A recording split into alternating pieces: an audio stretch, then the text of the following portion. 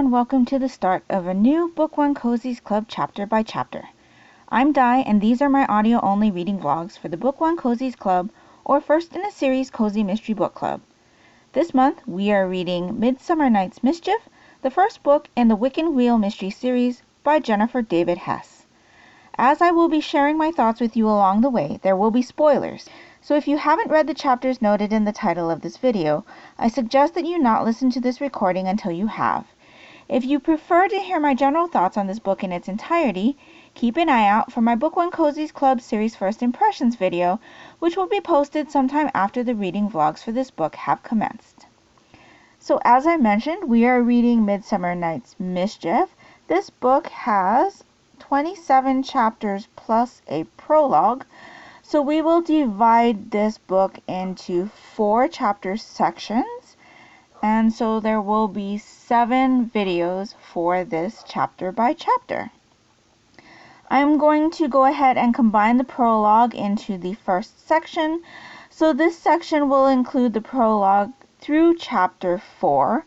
I am super excited to get into this book. I've heard lots of great things about it. I believe my friend Shannon from Shannon Riddler has read this one. I think it was last year in 2020. I will be reading a borrowed ebook copy from Hoopla, which is offered through my library.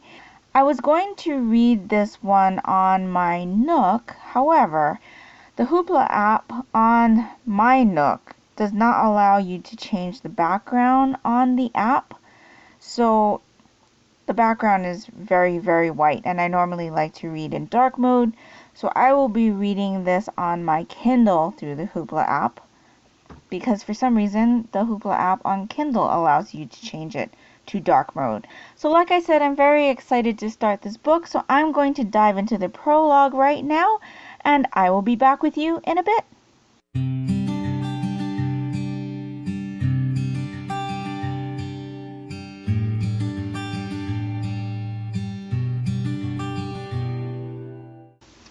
So I just finished chapter 2. There's a lot of descriptors on the characters, lots of information on our main character and her co-workers and things like that.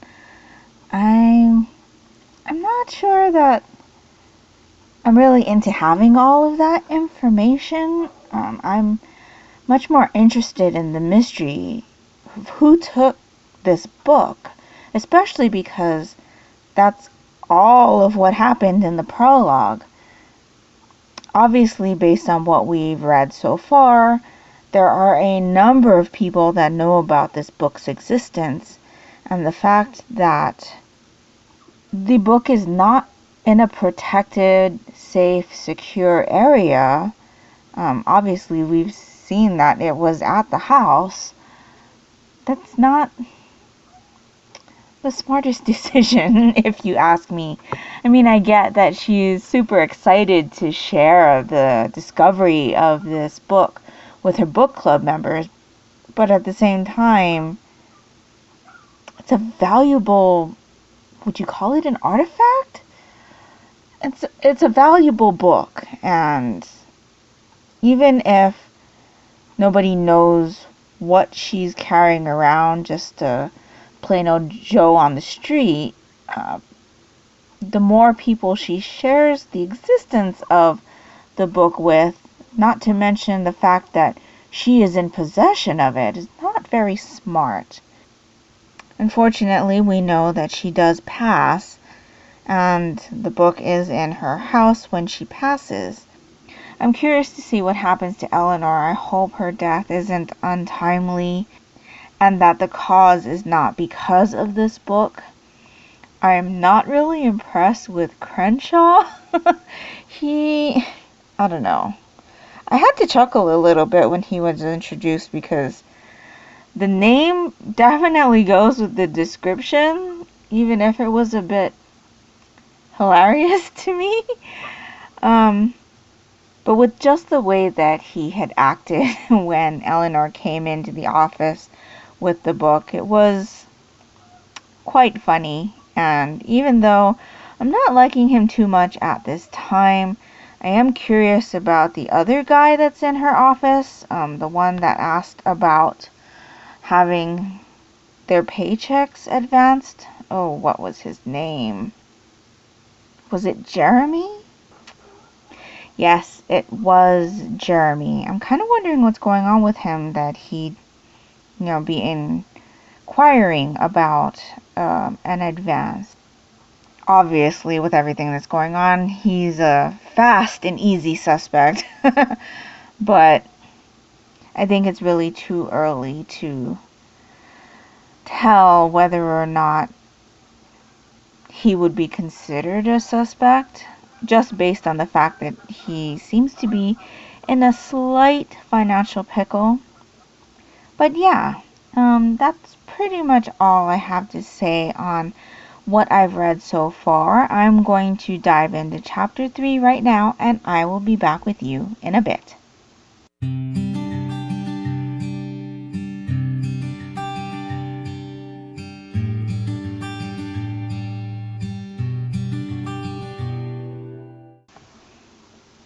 So I just finished chapter 4. Not really a great thing for her, Kelly, to be announcing to everybody that the book is still in Eleanor's house, or probably is. I don't know, I kind of feel like, with something that valuable, you probably wouldn't want to be advertising the location of it. And really, it should be a safe space in the office considering their profession. But at the same time, her coworkers have just become kind of suspect. So, yeah. I'm still feeling like I'm not really immersed in this book yet. There's a lot of introduction still going on with different characters and learning more about Kelly and her veganism and her, I guess, wants in life right now. And I do have to chuckle a little bit because it's coming across kind of like she's having this midlife crisis because she's going to turn 30 soon. And it's just a little funny to me. I had to laugh.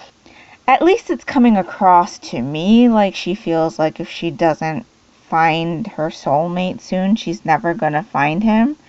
And while that is kind of a sad thought, at the same time it's funny to me because I still feel like she's got a lot of years left to go, but I guess at the same time you've got to look at Eleanor's passing. Like, maybe you don't have as many years as you think you might. I'm hoping that with tomorrow's chapters we'll get more into kind of investigative material and not so much character introductions. I'm not sure that having the prologue at the beginning of this book did great things for me because I'm always interested in the mystery aspect of these books. I mean, that's why I enjoy mysteries so much, is trying to figure out what the motive was and maybe what happened, because I typically go into mysteries blind. So other than the fact that this book explored Wicca and that our main character practiced Wicca, I really had no idea that this mystery was going to revolve around a missing Shakespeare work. I can't really say right now whether I enjoyed these 4 chapters because I don't feel like we got a lot of meat in it, if you know what I mean. I'm also not really enjoying the whole trying to find a man storyline that's going on, though I do understand that's part of us getting to know Kelly, I guess. But yeah, not really interested in that part. So like I said, I hope we're getting into more investigative territory tomorrow. I really want to see what Kelly's investigative style is like, because as I've said before, the amateur sleuth's investigative style is what really draws me to a series, and so I'm really looking forward to seeing how she goes about investigating what happened to the book and ferreting out suspects and things like that. So that will do it for me today. Let me know what you thought of these chapters down in the comments below. You can also connect with me on Discord or in our Goodreads group, the Mystery Madness Goodreads group. All of those places are linked down in the description box below. And I will be back with you again tomorrow for chapters 5 through 8. I hope you're all having a great evening, and I will talk to you later. Bye!